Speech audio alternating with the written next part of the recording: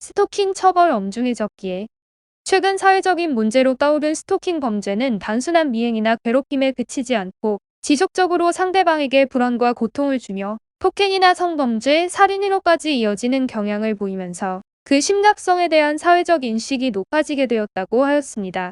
과거의 스토킹 범죄는 사소한 괴롭힘이나 치정싸움으로 인식되어 그 위중함에 비하여 상당히 가벼운 처벌이 내려지는 것이 대부분이었다고 하는데요.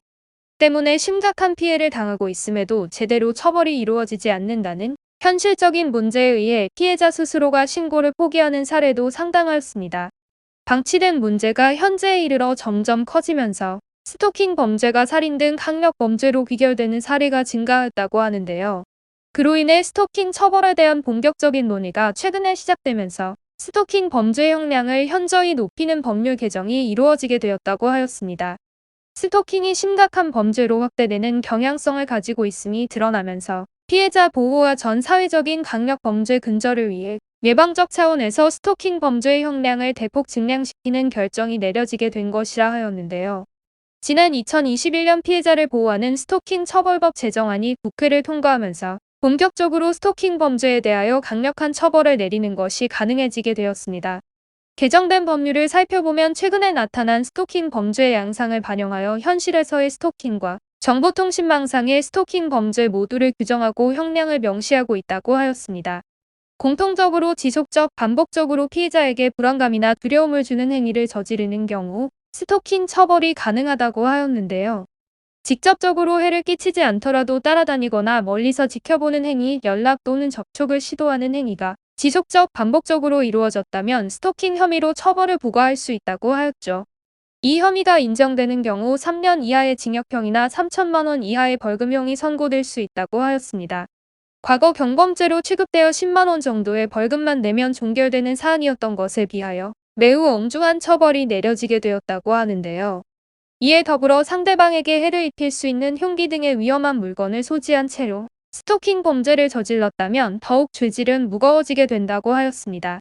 상대방에게 중대한 위협을 가하거나 상해를 입힐 수 있는 사안이므로 죄질이 더 불량하다는 판단이 내려지는 것인데요.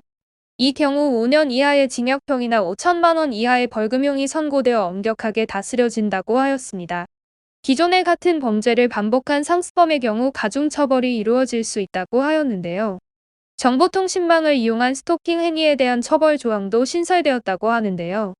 정당한 사유 없이 상대방을 괴롭히고 고통을 줄 목적으로 정보통신망상에서 피해자를 비롯하여 피해자의 가족이나 동거인을 사칭하는 행위 또는 그들의 개인 신상을 유출하는 행위에 대하여 정보통신망상에 스토킹 처벌을 내릴 수 있다고 하였습니다.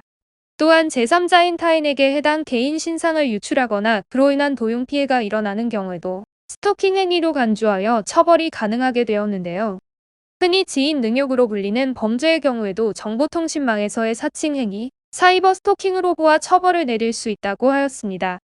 스토킹 처벌법 개정안은 피해자의 보호에 대한 규정을 강화하여 법적으로 스토킹 피해자가 보호받을 수 있는 방안을 마련하고 있다고 하였는데요.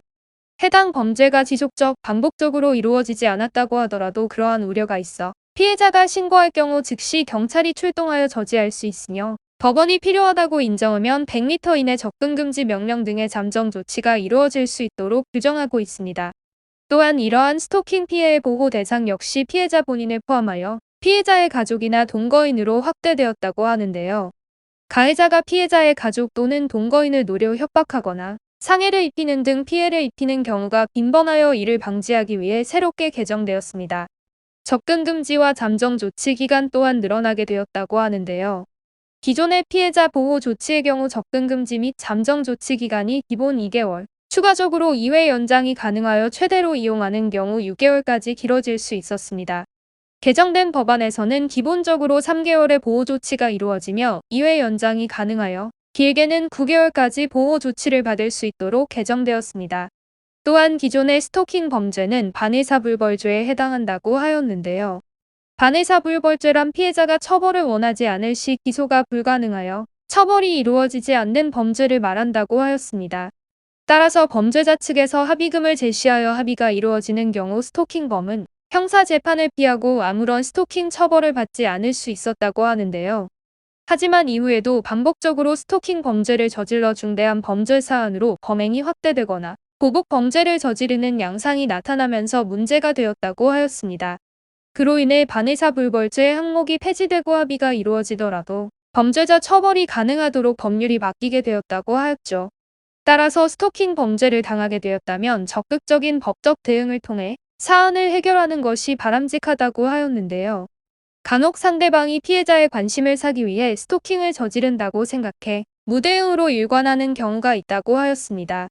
하지만 이는 오히려 스토킹 행위가 적극적으로 일어나는 계기가 될 수 있으며 더 심한 범죄 행각으로 확장될 가능성이 있기 때문에 신속하게 대응하여 사전에 추가 피해를 차단하는 것이 필요하다고 하였습니다. 현실에서의 범죄뿐만 아니라 정보통신망상의 스토킹 행위에 대한 처벌이 가능해지게 되었으므로 사건이 발생한 즉시 법률가에게 조언을 받아 처벌 가능한 증거를 수집하고 대응 전략을 수립하는 것이 좋다고 하였는데요.